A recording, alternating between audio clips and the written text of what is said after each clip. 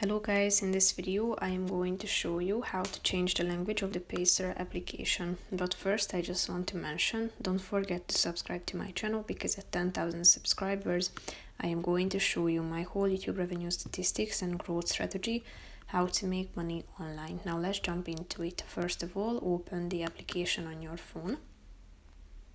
After that you should tap on the wallet button down below and then click on the settings button in the upper left corner of the screen. Scroll down to the settings section, and within this section you can find the language option, which is the first one, so click on it.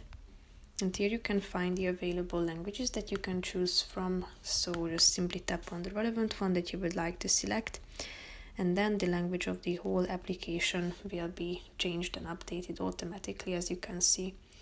So that's pretty much it for this video, guys. See you in the next one. Bye bye.